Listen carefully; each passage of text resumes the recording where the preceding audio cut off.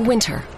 Time for ice fishing, snowmobiles, and maybe a little pond hockey. Winter's full of fun and games.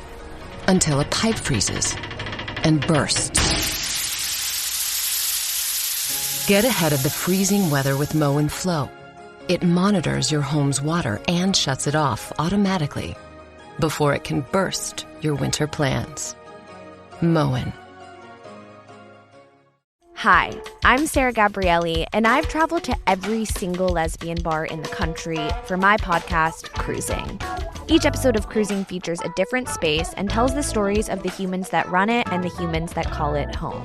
You can listen to Cruising on Apple Podcasts, Spotify, or wherever you get your podcasts. Season 1 and 2 are available now, so be sure to binge them before Season 3, which will go beyond the bars to queer bookstores, farms, peace encampments, and more, premiering February 4th. If you are caught up in the Barbenheimer frenzy, if you love ranking the Mission Impossible films, if you are just an all-around movie fan, I have a podcast for you. Hello, I'm Amy Nicholson. I'm a film critic who writes for the New York Times, and I am also the co-host of Unspooled, the ultimate movie podcast. Each week, my co-host Paul Scheer and I unspool famous films to see if they are truly all-time classics. From the original 1984 Karate Kid to Children of Men to more recent pictures to Dune, yes, to Citizen Kane, we cover it all. Listen to Unspooled wherever you get your podcasts. Recording. We should actually start.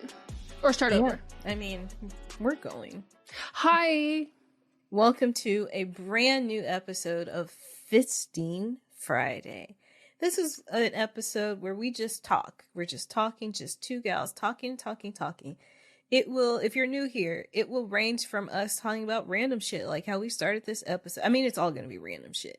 But it can be pop culture. It can be things in the news. It'll be things in our lives. We just jump from conversation to conversation.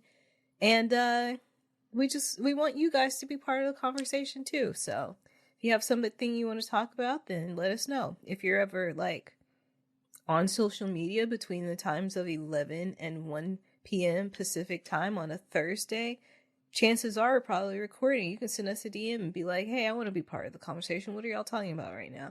And if you have something to add, we'll add it. This is something I just came up with right now, but I'm loving that. Why not? Someone did message us and say, talk about these two Australians, and no clue who they are. Exactly. I'm very sorry, everyone. I know that I have dabbled in Australian drama. That is when it comes across my desk, aka my For You page. Mm-hmm. This, I think, came across my desk, but I came in at chapter 47, the 15th sequel. So I was like, I skipped right past it. So I don't know anything about that. So I'm not going to give my insight, except whoever you think side we should be on.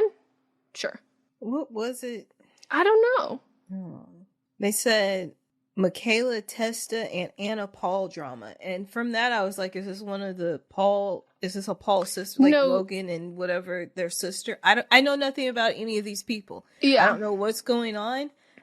So thanks for sharing, but sorry to this man, these women. I think that, I think I might be able to pick up Anna Paul out of a lineup, because I think I saw someone talk about something else that happened that she was in. But in my head, it's just brunette. And she looks a little, I don't know that even she looks Australian, so I don't actually know if I could pick her out of a lineup. She's brunette, so that automatically. She means she doesn't look Australian. Yeah, it puts her lower on the list. Well, on the Australian, influencer side. When I think of an Australian, I think of sun bleached blonde hair. You think of the Australians who moved to Los Angeles. Mm-hmm. And those are a specific, and I say this with all the love and kindness of my heart, they're a specific breed of Australian. And I'm friends with her, but it's a level. You know what? My one friend that was my very close friend from Australia, she was a brunette. So, And she came to LA? Yeah, she came Actually, to LA. one of the Australians I know who lives here now is also a brunette. Yeah, she, which I found out later. I'll cut this out. The fact that you preface that with, it was a taxi, I don't think there was Uber, and I'm like, so you can't even call an Uber and go home? No. That's horrible. My car was at their house, and I couldn't drive back home, and I wasn't going to, take a taxi by myself that late back home. No, because you're going to have to call a taxi to pick you up. It's not as, inconspicuous. Yes. Oh, my God. That's like legitimately like that's horrible. I'm not flattered by that shit at all. Wow. Wow. All right, we're back. I just gave Meghan, I cut it all out. More context. A lot of information I just dropped on Meghan right there. It's a lot. Melissa's lore runs deep, everybody. I do want to only so much I can tell because I don't want to hurt other people. No, and I so deeply understand that. I understand that. I do want to give a shout out because we have officially made it, Melissa. We got on the Morning Toast Snark subreddit. What? For our post, and specifically, I want to give you your flowers because they love your line with saying, "We don't toast, we cheers." And they were like, I love that. And so shout out to whoever it was who posted this. They said that, like, I'll read it. It said, the transcript from the most recent episode of the But Am I Wrong pod, I was listening in the shower and I had to go back to make sure I heard them correctly. If you aren't familiar with the show, host Meghan and Melissa, Meghan and Melissa hosted alongside an advice show called Don't Blame Me on the same feed. This just tickled me, LOL. Highly recommend it if you're looking for some new content to fill your day. Their shows have been going on for a long time and they have something uploaded almost daily at this point. And then someone commented, "Oh, they're getting my follow for the fact that they are truly cultivating a safe space for people who want to get the fuck away from MAGA. Love this so hard." And the person who originally posted responded saying, "They are very, very, very anti-MAGA. It's a great space." And yeah, so I just want to give like a shout out. And I'm like, ugh, we made it. Like that when I saw, because am I joined in that Snark subreddit? Of course I am. Like Meghan loves gossip. And loves gossip about people on the internet, like that I do live on the internet, because you're a product of that too. Yes. And so like you have inside information that you don't necessarily share, but it gives you a different vantage point than other people. I consume content in a very different way because I watch. And so like, I think I said this and that, but like the first time I like heard people talk about them and it was like pandemic and I was like, okay, there's no fucking other pod. Like everything I was watching was like once a week and I was like, I need goddamn something. And I like put it on and immediately I was like, something is afoot. And I looked it up and because I could just tell that I could tell the image they were curating in a way that I was like, dang, this is like, you're really trying to suppress the dog whistles and you're also really like, it was just odd. And like they had this bit at one point where they were like, sometime, like, I think it was like literally the first episode I watched. It was like when the clock would hit a certain time, one of them went like, okay, like, what are you wishing for? And it was like a Gucci bag. And I'm like, you're wearing Van Cleef and Cartier. Like, why are you trying to relate to your audience saying like, all I wish for in life is a Gucci bag? When I'm like, I don't even know that you'd wear a Gucci bag. Like, you are wearing so much more. And I was like, this is so odd. Like, I can tell this. So that has been one that, I mean, I really like, I joined the Snark because I was like, I got to see what these dog whistles are. Because so many people were like, they're wonderful. I love them. And I'm like, you can't hear these. Well, that's the whole point of a dog whistle. If y'all don't know what a dog whistle literally means, it's people say things at a decibel that most people don't understand. And that's where the name dog whistle comes from, because a dog whistle people can't hear. Yeah, so it's like a secret code for people who are already in that space. But then specifically, I think when it's done on these kinds of platforms, it's also slowly turning people to a certain viewpoint and vantage point because they get really comfortable with these phrasing that they might not know is a dog whistle. And then therefore they also start to align with that belief system. And I tried to, I couldn't do, at a certain point I was like, I can no longer do this part of it. And like, I tried to listen to some of the like episodes at certain episodes, depending on the titles and stuff. And then I got to a point where I was like, you know what? The Snark is where, that's all I need to do. With a VP, not with a ad blocker, by the way. No one should ever hate consume content where you are giving them money. Views, yes, obviously help with that kind of stuff. But like, even when I'm doing like research for something we're talking about on the show, if it's someone like very problematic, like I'm not gonna give them like a CPM money amount. Yeah. I've never watched nor listened, nor if these people were in a lineup. I don't know who they are, but I know that they're constantly trending. I guess because they have episodes out every day, but their podcast is ranked very high. And I everything that I know about them comes from Meghan. So I've never thought they were good because you've always told me, because when you started talking about them to me, it was all hateful stuff. So I will say, though, shout out to that community, because I saw them when they were like, oh my God, it's just so hard to quit this podcast, from like an aspect of like, it's a part of my routine. And I remember going to Melissa's and I was like, we got everything on the same feed. We got to be we need to have it almost every single day. Yeah. So I mean, but am I wrong? It used to be its own feed, and we wanted it to be on the same feed initially, but the ad company we were with at the time wouldn't allow us to do it. But no, it wasn't that. We were switching ad companies. Yeah. But now knowing that people like wanted content that they want things like, you can pick and choose what you listen to in the feed, but at the same time, like most people who listen to our shows, they listen to all of them. And even if you don't start that way, you get into the habit of that. But I was like, oh, this is true. Like it becomes a part of your routine, and as someone who also, I've listened to some shitty podcasts because it's just a day that they upload, the other ones I don't listen to don't upload. And I'm like, the more days we upload, the less shitty podcasts you guys have to listen to. Because we're there for you. So I just want to give a shout out. Thank you all so much for your support. And also, by the way, we don't just like hate MAGA, and we don't just hate Trump. We hate a lot of people. We hate RFK. I mean, he's part of that, though. That's true. He's I can't with the Maha, because it reminds me of the Amanda Show where she goes, Maha. Never seen it. Wow. I watched how it was on like all that, but I never watched Amanda's show. You've got a sense. Yeah. That's its own thing. Yeah. But I mean, it's those characters expanded. Yeah. But like people watch things of people that are older than them, and we're the same age. So therefore it's not content for me. It was not content geared toward me. That makes sense. A new year means new opportunities, and if you've been thinking about starting your own business, let this be your sign to take the leap. Of course, this decision comes with a lot of questions, like, how do I get started? How do I come up with a brand? How do I sell stuff to people? What am I even going to sell?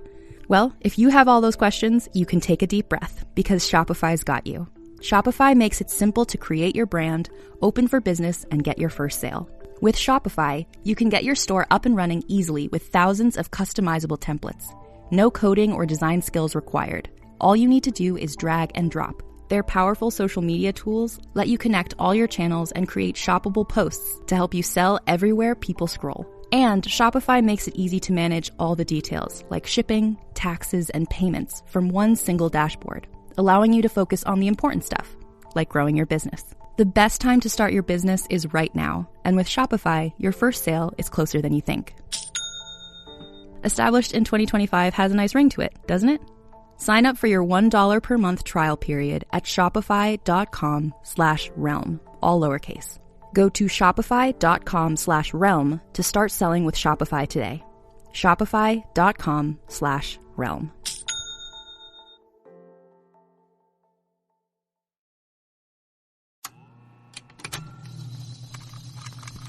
Contained herein are the heresies of Radolf Buntwine, erstwhile monk turned traveling medical investigator.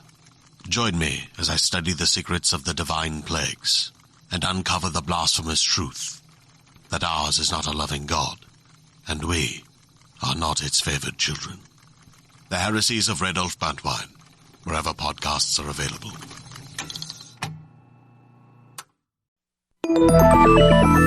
With something like 5 million podcasts, finding a really good one can take a ton of time. So let me recommend one. It's called Something You Should Know. I'm the host, Mike Carruthers, and in each episode, we discuss topics that can be really helpful, like how to read people better, the psychology of crowds, or fun things like the story of Legos, or why you probably wouldn't be here if it weren't for horses. Something You Should Know is the name of it, wherever you get your podcasts. What did I write down there? Oh, I wanted to tell you. I saw a headline, unless I'm obsessed with it. The Louisville Zoo will let you name a roach after your ex for Valentine's Day. I've known this. They've been doing this for years. You're familiar with their practice? Yes, they've been doing this for years. Have you ever done this, or have you known? I haven't. I don't. Is there a particular ex that I hate so much in that way? I don't think so, because cockroaches live for a very long time. I'm going to level with you. I don't hate any person I've dated more than I hate cockroaches. Yeah. Like, it's not comparable to me. And so why would I burden the cockroaches with that? Well, and also then that's by proxy kind of giving the Tuck Everlasting curse to an ex or someone you hate, because it's like, I think you're horrible and I think you're going to survive a nuclear bomb. Right. And I'd actually prefer you perished in that circumstance. But I thought it's $10 and it goes to help fund a habitat for their new turtle, Francis. And I'm like, that's so fun. I love that for Francis if they're doing this in an ethical way. But like, I'm not.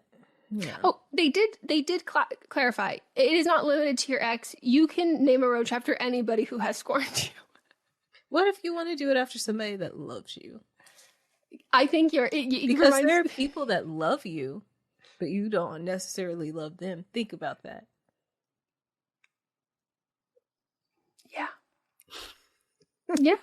I was going to say, though, that it does give the vibes of when Keke was on Chicken Shop Date and Amelia asked her, like, if she could be anything. She was like, oh, you're a hawk. Because, like, let's go her, whoever. I was like, being a roach, it's like, is it a compliment? No. But is it like you are quite literally indestructible and everybody fears you? Some people might like that power trip. Yeah. Like, that sounds like a reality TV show contestant. Keke did say, I don't know if you saw this, but she said she would prefer to be called Lauren. Lauren, yes. So we should start respecting her, which we usually, a lot of times we do call her Lauren Keke Paul. But we should start respecting her. We do talk about her quite a bit on this podcast. Mm-hmm. So, oh yeah, you should know about us. We hate MAGA. We love Lauren Palmer. Mm-hmm. Love her so much. So addicted to her. She is just. I just watched an interview with Leon Thomas, like talking about this like old video, like clip that had resurfaced of her being like, he is a musical genius. Like he is so good. And he was like, sometimes your friends like see those things in you before you can. And I was like, that's like such a perfect way to describe that, because I was like, oh, that's so kind. And I was like, oh, not only is it's not just nice, like it's true, like she was right. And like now that he can recognize that, like, yeah, I am a musical genius, but like I couldn't say that or recognize that in myself at that age. Can I say something about Leon Thomas for a second? I'm going to. I don't really incredibly talented. Yeah, I don't really need permission. He was on Mr. Student Body President, which I produced and Meghan was a star of. Mm-hmm. And the second season came around and we were like gonna make the people that created the show didn't realize what talent we had in Leon. Nope. They didn't realize who he was and who he was going to be. But by the time that second season rolled around, they were like, we gotta make his character bigger. And I was like, told y'all that the first season.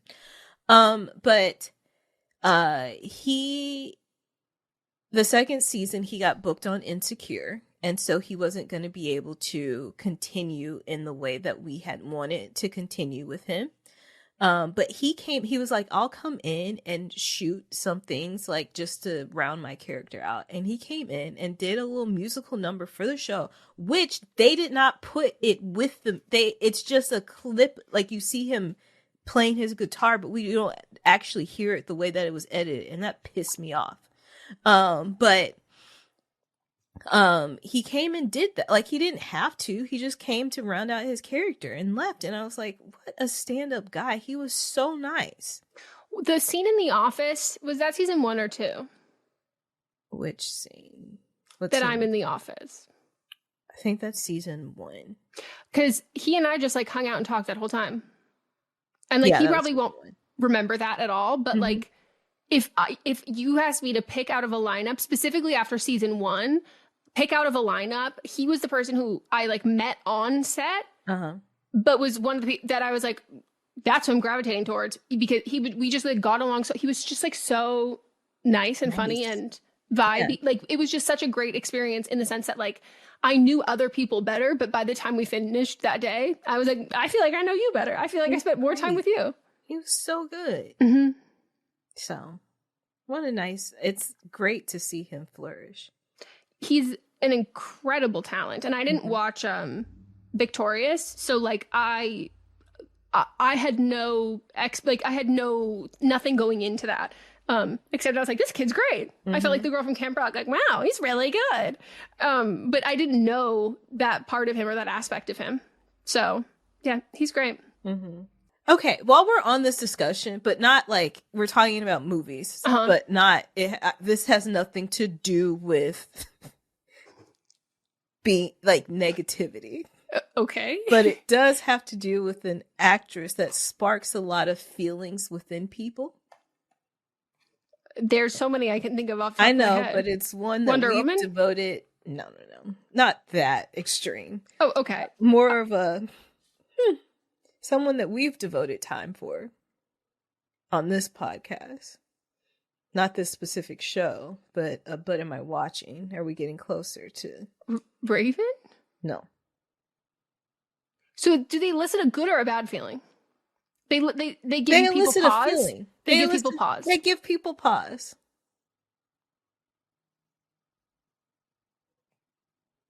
I don't know.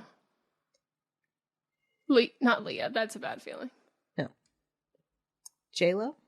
Jennifer Lopez? Oh, she does give people pause. Right. She just gives feelings. It's not necessarily. She has a new movie that is out or coming out. Not the one with Sterling K. Brown when they're in the little pods. No. That one already came out. Yeah, came and went. Yeah, came and went. Didn't hear anything else about it. I did say I was going to watch it, but I never did. No, we watched the interviews. Yeah. There's this movie coming out called Kiss of the Spider Woman. Okay. Sounds like a perfume ad. No clue what it's about, but there is one that came out in 1985. I don't know if it's the same thing. Because I don't watch trailers and I'm not going to watch the trailer, but it's a musical drama film. I just saw the male co-star. And you know that I love a musical. She does. Which I need to make a correction. Last week when we were talking about our top four. She literally texted me after we were done, being like, oh my God, I can't believe I forgot. And I was wondering, I was like, I wonder if she's going to fucking edit it in because like this is it's so important to you. It's very important to me. My four, I added in at the last minute. I think I added in. Okay, so I said Mean Girls, The Game, as in The Game, the movie. Set It Off. Whatever that fourth one I added in that I can't even think of anymore, knock that out. Grease, the movie, the original. Grease is the word. That is my number 4. Grease is the word. It's the word that you heard. No, and you guys, I didn't even know. I knew she loved Grease, the musical, live on Fox.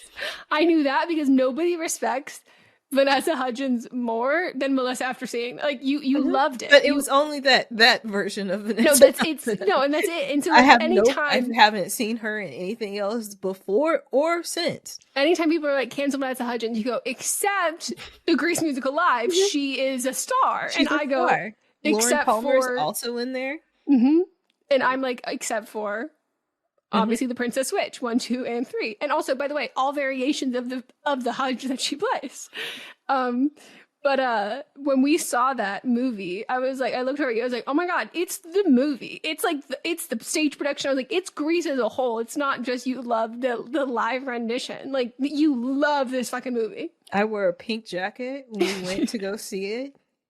I was a buzz. I bet you've never seen me smile that much in my life. I was shocked. I was like, what? Because you weren't like hey, we have to go see Grease. This is really important to me. You're like, oh, like, we're going to go, whatever. It was like, we had plans. And I was like, oh, we'll go. And we get there. And I was like, I had no idea how geeked you were over this. And I look over and I was like, oh my God, she's having the best day of her life. And like, I haven't seen that movie a million times. It was so funny. And I also realized I've seen it, I think, exactly one time. And I knew like only the songs I knew were from like the fucking middle school stage adaptation. So I kept looking over at you being like, what the fuck did they just say? And you're like, yeah, well, this is from this movie. And I was like, okay, the Grease encyclopedia is here. Oh, I had a good ass time. It's good. You were like, this is a good movie. And I'm glad they said it in California, because I get really fucking annoyed when they don't tell you that this is something in Los Angeles. And I go, you can't film in Los Angeles when so many things film in Los Angeles and they set them in Los Angeles. You can't use the same school, the same beach, the same backdrop and go, this is Wichita. And I go, no, it's fucking not. Right. So I was like, okay, thank God they're saying it's California. Yes. But back to musical J-Lo. drama that dropped on January 26th at Sundance. Kiss of the Spider Woman. People are saying that this might give, we've got a whole year before it, but it might give Jennifer Lopez her first Oscar nomination. They're saying she's been robbed. A phenomenal film. It is getting rave reviews, and people are just like shocked at how good it is and how good she is in it. It has a 7.8 on IMDb, which is high for IMDb. May I read you? And what you're seeing at IMDb, those are people that have only seen it at critics. Yeah. Yeah, critics that have seen it, which is high. So it's not even like the J-Lo fandom has not seen it yet, and they're not going to rate it yet. Yeah. And also the J-Lo haters have not I was seen going to say, I don't know how much of a dent the J-Lo fandom is going to skyrocket it versus the J-Lo haters who want to see her fail. When in reality, let her make her expensive music videos. Like, she's giving My Super Sweet 16, and like that's how we should all spend if we had that kind of money. I would like to read the premise of this to everybody. I know nothing about it. Nothing at all. Valentine, a political prisoner, shares a cell with Melina, convicted for public indecency. An unlikely bond forms as Melina recounts a Hollywood musical plot starring Ingrid Luna. I have no idea what any of that means, but I'm in, and it's Diego Luna. Oh, thank God, because why haven't we been utilizing him in movie musicals? He's so beautiful. So beautiful. Oh, he was in Narcos? This is why I haven't seen him in so long. I go, sir, why aren't you doing Dirty Dancing, Havana Nights over and over and over again? Because that's how I know you. In a lot of critically acclaimed things, but like just not things that not oiled up and dancing. We're sitting down to just, watch. He's not been in a lot of popcorn. No. Oh, he's been in what I would say, as I'm scrolling through, a lot of things that Mott's has probably watched. And I think I'm glad for him, but come back to your roots. Like the way that me and my friend Ivy used to just, I to this day have never seen the first Dirty Dancing. I don't think Ivy has seen the first Dirty Dancing either. Maybe that's changed, but up until when we were middle school, high school, it would be on fucking repeat. We would be sitting as close to the TV as possible, like fucking silent, mesmerized by this man. Like, and we used to have to, we'd have to like not include him when we were talking about like, like, okay, if like between these guys, like who would you date or whatever. And we like couldn't include Diego Luna because like it was not fair competition to anybody else. And it was like, okay, the guy from Tech Everlasting, the guy from like whatever, Bend It Like Beckham, all of those different things. She's the man. And then it was like, no. If Diego Luna's in there, Diego Luna's winning every time. Because there's a sex appeal that only he has. He's like little too, so he's won you over. That's Melissa, I was also little in age, and I don't know. At that point, I was also probably still taller than him. But like, yes, I was a tall kid, but I wasn't this tall, maybe. But by the way, do you know her project she has in pre-production? Because J-Lo, maybe we take. I fear that this is not gonna maybe not go the way that she thinks. It is the Bob the Builder movie. Oh. Starring. Hi, I'm Laura Cathcart Robbins, and I am the host and creator of the podcast, Only One in the Room. Every week, my co-host Scott Slaughter and I invite you to join us and lose yourself in someone's only one story. The Only One in the Room has a wide variety of guests, from prisoners to abuse survivors to swingers. With 21 seasons and counting, we guarantee that Only One in the Room will have a story that you'll connect with. This podcast is for anyone who has ever felt alone in a room full of people, which is to say that this podcast is for everyone. Hello, I am Kristen Russo. And I am Jenny Owen Youngs. We are the hosts of Buffering the Vampire Slayer once more with spoilers, a rewatch podcast covering all 144 episodes of, you guessed it, Buffy the Vampire Slayer. We are here to humbly invite you to join us for our 5th Buffy prom, which, if you can believe it, we are hosting at the actual Sunnydale High School. That's right. On April 4th and 5th, we will be descending upon the campus of Torrance High School, which was the filming location for Buffy's Sunnydale High, to dance the night away to 90s music in the iconic courtyard, to sip on punch right next to the Sunnydale High fountain, and to nerd out together in our prom best inside of the set of Buffy the Vampire Slayer. All information and tickets can be found at bufferingcast.com/prom. Come join us. Ladies and gentlemen. What are you doing? What do you mean? Just keep it simple. I'm making the promo. Just keep it simple. Just say, hey, we're the Brav Bros. 2 guys that talk about Bravo. Ladies and gentlemen, boys and girls, we're the Brav Bros. No. Oh. Dude, stop with the voice. Just keep it simple. I've seen promos on TV, dude. This is how you get the fans engaged. This is how you get listeners. We're trying to get listeners here. If we just say, oh, we're 2 dudes that talk about Bravo, people are going to get tired of it already. We need some oomph. All right, then fine. Let's try to do it with your voice. Brav Bros. Good job. Pick someone who the only thing I know about him is that we don't like him. And he was in a movie I loved. And I said, I think that, and I didn't recognize him. And I was like, oh, and you're like, we don't like him. And I said, oh, okay, you're right. That's that guy. And I didn't realize. He did someone very dirty publicly. And then he decided to make a little song.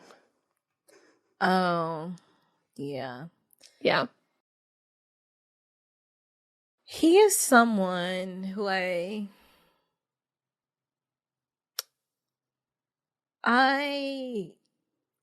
don't understand. I don't think you're alone, because I see a lot of that sentiment when I see him attached to things, which is why I'm saying, J-Lo, if you want this Oscar nom, I don't know if this is... She does produce. Is she in the film, or she's producing it? She produces a lot of things for a lot of people of color, especially Latinos. Like, so she will put her name behind things and get it and produce it so that it gets made. So I respect that about her. She does. She's similar to Ava Longoria. Mm-hmm. Ava Longoria has a whole production. She's like pumping shit out. Mm-hmm. And good shit. Yeah. Very good shit. Mm-hmm. But you know, anytime we talk about a musical, I do have to do my next due diligence to see if Kenny Ortega what Kenny Ortega is up to. I mean, they worked together on what they do together? Something. Good Trouble. I think he had directed some episodes or something. No, but he did something. I remember we talked about it. Okay, something called Something Here. I don't know what this is. That's coming up. But who knows how long that's been in production. Kenny. What do we have coming? Oh, it was supposed to be this Latin dance studio drama, but it didn't end up getting made. Oh, damn it. I'm going to IMDb Pro. I'm cheating the system, everybody. I'll let you know what Kenny Ortega is really up to. But I will go see this Jennifer Lopez Spider-Woman movie, Kiss of the Spider-Woman. It does look like it is a adaptation of a 1985 Brazilian film. And hey, that's that's usually tends to be a little bit better. Mm-hmm. Or a little bit better of a guarantee. Oh yeah, this man's working on a lot, guys. Get excited. Kenny Ortega has many projects in production. We have 2 with development unknown. We have 1, 2, 3, 4, 5, 6, 7 with script. 1, 2 with treatment. 1 optioned. And we've got 3 currently in production. Booked and busy. Thank God, because I will say there was like a little bit of time where I'm like, so we're not like why aren't people hiring you? And I assume now that it was not that. It was that he was like, I'm taking a break. Oh, this sounds great. Oh, this is a documentary. How long has this been going on? There's no way. Well, maybe it's different. Documentary. Sometimes documentaries, they film that stuff for like 15 years. Well, that's what I'm wondering, if it's that or if the people who are top billed and listed are like mentoring other people, because it's a group of young people as they prepare for their future as artists through performing arts, acting, singing, dancing classes. And it's got, I mean, Stephen Schwartz is on it, and like, oh, Kenny Ortega's in it. Never mind. Okay. Oh, I don't know who this is. This sounds like it's going to be great. A materialistic young girl leans into the true nature of giving through adventures at the North Pole with her eccentric aunt called Auntie Claus. I'm sad. I'm sad. I'm fucking sad. And I'm like, even like the little like temporary poster looks like a Canva little, like it is just a very DIY moment. Oh my God, this sounds like it's going to be great too. A New York musical set based on a true story set during the 2008 financial crisis. Oh, poignant. This is funny. The life and career of a very famous band of all time, the Beatles. Well, yes, I would describe them as very famous. And a irreverent crime comedy series. Cool. Classic, a reimagining of Phantom of the Opera. Oh, a drama. Kenny, what are you doing in this drama? Oh, it's rumored. You're rumored to play a role? What? I need to know about this rumor because, by the way, he is one of 4 people with photos on here. Barbara travels to Nigeria to bury her husband, but his burial turns into cultural rites she never saw coming. And he is rumored to play Obazi. How do you get rumored to play a role? No idea. Oh, a rumored thriller directed by Kenny Ortega. I'm obsessed with like these rumors about Kenny Ortega. Like I've never seen so many people. The rumors are either one, they're making it and they still need money, and so they'll just make a rumor that somebody's attached to it that they're actually not attached, or it's a fan cast, or they're just in talks and it hasn't been finalized, so they don't want to make an official announcement yet. But I just love that Kenny Ortega is at the level where people are like, we gotta. They're putting him in any one of those 3 boxes. We gotta put his name out there to drum up some excitement about this. I love it. This is the Kenny Ortega street team. And then something about tween genius moves to Plainville about mysterious aliens, all of that. And I'm like, okay, lovely. I feel like this is going to be a good year for Kenny Ortega. I feel like and maybe J-Lo. A good year for Kenny Ortega. Well, because everything, the older we get and the farther we get away from like older Kenny Ortega productions, we go, it still hits the same, and sometimes it hits even harder because you're like, you're old, you recognize the talent that is needed for that stuff, and I'm like, wow, what an impressive guy. And we also love Kenny Ortega on this podcast. I mean, more so you, but I do. We respect Kenny Ortega. I respect him very much. So he's created what did he do for Hocus Pocus, High School Musical?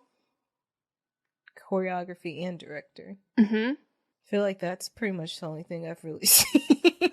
Oh, I guess Cheetah Girls, because I was forced to watch it. I'm sorry, but think about Strut. That's a Kenny Ortega production. I know, and you're way more excited about that than I am. But someone is currently ranking all of the like songs of like the beginning song, middle song, and the finale song of all 3 Cheetah Girls movies, and the second one is like winning by a landslide. But someone did comment being like, you guys, I hear you, unfortunately, if you do watch the second one back, the songs are there. The story is not in the way you think. And who said that I thought of you. on this very podcast? Yep. The story, the first one, pretty good. They don't have as much money, but the story was there. The second one, they were like, I want Dorinda in a wrapped skirt. We don't need rewrites. Let's just go to Spain. Yep. Let's trap Galleria in a fucking tower, and let's have the rest of them in a wrap skirt with some random man in a black tee. Yeah. Galleria's Raven. Yes. Well, I did learn that she had recently had breast reduction surgeries while they were doing that. So I wonder if she was locked down so much because she couldn't move. As in locked down arms by her sides. I have to say, that's a fantastic number she'd performed in Strut if those titties were freshly done. She said that it was rough. Well, the only saving grace is that they gave that girl, sometimes they gave her some really ugly outfits, like from the top, like they would make like very matronly, like blazer kind of stuff or whatever. I think her outfits in That's So Raven were better. There are still some where you're like, whoa, why did they make you wear that? But I could see like her being like not even having to tell them, and them being like, you're gonna wear this tank top within this t-shirt over, and then a shawl, and then a pashmina, and then a scarf. Somebody posted on one of these social media sites that I frequent that the girlies aren't doing what they used to with fashion like the Olsen twins used to do. Mm-hmm. And saying like this generation doesn't have like, where's their Olsen twins? And I'd say, well, there's been a couple generations since then. So who is this generation you're referring to? Gen Z, I guess. And then somebody was like, well, they have Raven. I was like, Raven's literally older than the Olsen twins. What are you talking about? Like by a few months. Current Raven on like Raven's home? I don't know. Or do they like she's not a Gen Z fashion icon. She is a millennial. They are the same age. We are the same age. Wait, no. That's fundamentally crazy to me because like with love, I don't even know if like Raven right now would say like I'm a red carpet girl. Like I love an outfit. She loves a matching top and bottom. She loves a coordinating set. She loves a tracksuit. A Gucci tracksuit. And like I love that for her. So does Josiwa. Like love that for you. Like wonderful. That's great. So like I don't know that like Raven at this point in time would be like, yeah, by the way, on Raven's home, you guys should see me. I am serving looks. Like for Gen Z specifically. Yeah. You mean that isn't she playing the principal and she's dressing like a 12-year-old? Like what do you mean? Adrian is the principal. She's the mom. She's just being I Raven. thought the premise that I think I'm thinking in my mind, it was like Raven's home is like Corey in the house, except instead of the White House, the school administration, that's her domain. No, she's moved back into her childhood home. Oh, Raven's home. Okay. I think that's what I took from it. But I know for a fact that Adrian is the principal because when Raven takes her kids to school, and I think in the show they were like enemies, so she takes the kids to school, and then they have a little tiss. But I think they've become more friends on the show now that redhead one is gone. So then I have to assume Chelsea.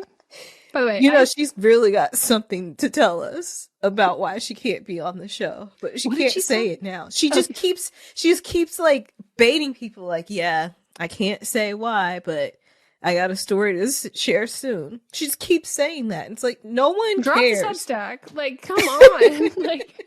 like I do have a picture. By the way, I have a photo. I think I've checked off everyone besides like the Boys in Motion. I have a photo with like, and the parents, every main recurring cast member on That's So Raven. I met Raven. I met Chelsea. I met Eddie. I met her, Corey. That's her brother, isn't it? Right? Her brother? Yeah. Yeah. All of them. I literally met Which one did I meet? I don't know. I remember I met one of the boys, or at separate time, one at the Grove, and I was like, I am collecting this cat, like over the course of my whole life, because I met Raven and Chelsea at a Radio Disney hula hoop contest in Sacramento when I was 9, something, that I of course won, and then took photos with them. But then like here I am, like when I first moved to LA, I think the first week I moved to LA, I like saw whoever, Eddie or Corey, and I was like, oh my God, like this is my sign. I'm where I'm supposed to be. Because I was a Lizzie McGuire girl, yes, but like Lizzie McGuire didn't have that many episodes. I was a That's So Raven girl. Like probably to this day, if you asked my dad who my like acting idol is, he probably would say first and last name. He would probably say Raven Simone. He can't even name other people in my life friends. As if that's her last name. Exactly. Like that is like he literally like and her outfit's on there. That is iconic. Yeah, but she's the same age as the Olson twins. Yeah, well, she was all. They were literally on things together. The Little Rascals. I was gonna say, I think people don't understand that, like they have a very parallel career trajectory. When they were on Full House, she was on the Cosby Show. Yep, same age, same age, same of that. They played classmates. Yep, yep. Raven's home outfit, Raven. Yeah, you know what I'm seeing? I'm seeing a Gen Z fashion icon. No, Melissa, it's checking out. I'm seeing a Gen Z fashion icon. This is who Gen Z has all over their Pinterest boards. They said, I'm absolutely loving those high-waisted pleather leggings and the multicolored cheetah print. This is cute. But like she's dressing like an adult. Mm-hmm. Can you imagine I like that dress. Me too. Imagine we get so full circle that it ends up with Gen Z's back wearing like club attire, like the business casual club attire. They're wearing the blazers. Oh, I would love that. Do you love Disney? Then you are going to love our hit podcast, Disney Countdown. I'm Meghan, the magical millennial. And I'm the dapper Danielle. On every episode of our fun and family-friendly show, we count down our top 10 lists of all things Disney. There is nothing we don't cover. We are famous for rabbit holes, Disney-themed games, and fun facts you didn't know you needed, but you definitely need in your life. So if you're looking for a healthy dose of Disney magic, check out Disney Countdown wherever you get your podcasts. What's up, everyone? It's Noah Daniels. Hey, y'all. I'm JJ. Hey, guys. It's Kat. And we're your hosts of the Real Hauntings podcast. We bring on guests to share their first-hand encounter ghost stories and supernatural experiences. Now on to the trailer. I've been warned to not tell this story, but I think because of the way it ends, it's okay to tell this story, because some people say that with certain entities, to like speak of them or talk about them or in any way like portray them as powerful will attract them to other people. The creepiest thing about it to me is a lot of times it would wait for me to notice it. Like it would just lay its arm out like this, and then I'd be like, where is it? Where is it? And then I'd see it, and then it would just slither back. For more information on the Real Hauntings, Real Ghost Stories podcast, make sure you check out real.fm to learn more about our podcast and many other amazing podcasts. Bitches on Comics is a bi-monthly interview podcast where we talk to the coolest LGBTQ plus folks and women in comics and pop culture. Our unique perspectives and welcoming nature have earned us the honor of being named a best comic book podcast by Book Riot, Screen Rant, The Mary Sue, Comic Book Herald, and Comic Book Couples Counseling. Bitches on Comics is hosted by moi, Monica Estrella Negra, filmmaker, writer, and co-founder of Audrey's Revenge Film. And me, Essie Fleenor, comic and pop culture nerd and culture critic with writing in The Independent, Vice, Electric Literature, Star Trek, and so much more. We're also both voting members of Gallica, the Society of LGBTQ plus entertainment critics. Join Bitches on Comics for in-depth, hilarious, and heartfelt conversations with the likes of Stephanie Williams, Leah Anderson, and the late, great Rachel Pollack. Listen to Bitches on Comics on Apple Podcasts, Spotify, or wherever you get your podcasts. Or tune in at bitchesoncomics.com. New episodes every other Wednesday. Speaking of clubs. Mm-hmm.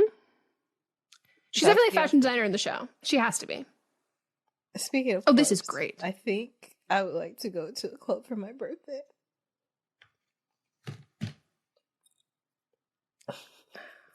Audience, I need you to know. Melissa's birthday is next month. 2 weeks. This is not, you have not given me an ample amount of time for this. This is a last minute. What club? I don't know. I don't even know what clubs they're in.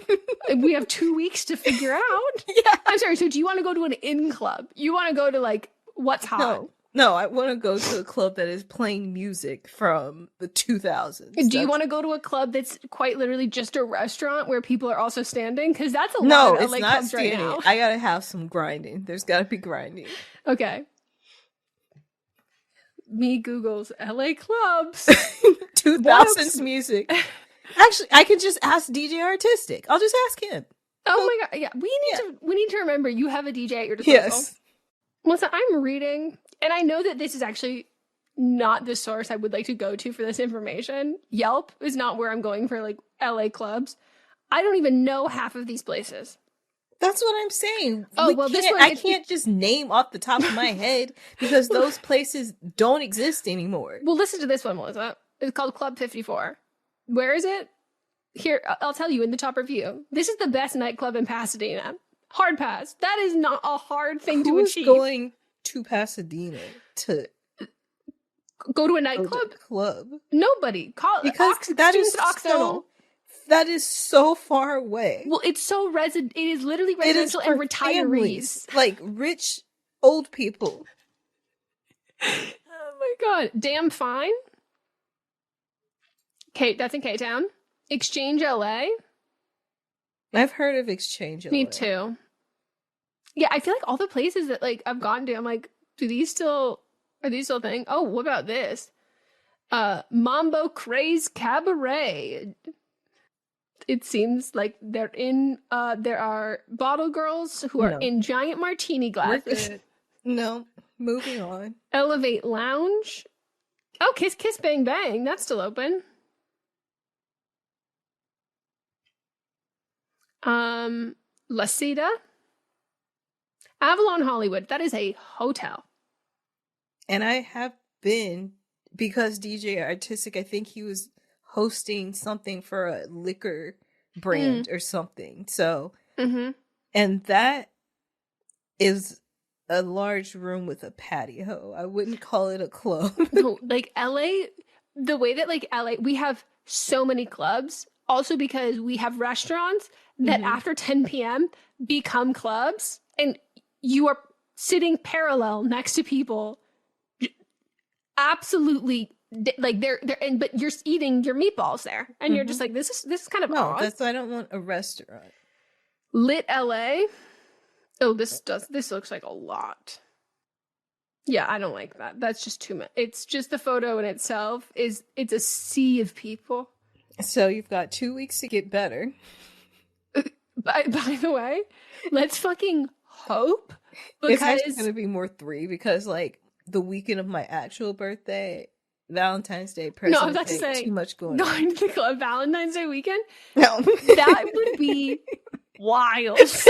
Like, who would we see? Like, who? Maybe that might be the best time to come. I know, maybe that might be the best time. Yeah, this Poppy only has 2 stars. Well, I don't want it to be sceney, so like I feel like the stars don't matter. Well, I also don't know what people in Yelp are looking for, because I'm like, what are we rating this based on? So, we'll figure it out. R.I.P. One Oak. Legendary. Absolutely fucking legendary. I saw Rihanna there. I saw the man who is still to this day obsessed with Rihanna there. I saw the kid from Breaking Bad there. We were at our tables right next to each other. And he was like, want to make sure you guys get home safe, him and his wife. And I was like, love you going out to a club with your wife and then making sure us, who, as you can tell, are clearly fucking underage, making sure we get home okay. Yeah, I haven't been out in a long time, but when I did go out, I was out. Yeah. I was out. I was in the streets. I was in men's mouths. I was having a good time, as one does in their 20s. So I wonder if I had come out here later, I would have been like that. Because I moved to LA when I was 19. So did I go out? Yes. Was I underage? Yes. Like, but it was like in a level of like, there's only so many times when you're underage that you want to go out when the way you go out is with like a 35-year-old promoter who brings like 15 girls who are all underage and like all that stuff. I used to go in Vegas. Well, I wasn't underage, but I was. But yeah, it was a lot of promoter. Hey, we'll let you and your group of friends in. Yeah. But there's only so many times you can do that with strangers over and over. And because like, you don't really crave that experience all the time. Like, because you go to the places that are seedy and all of that.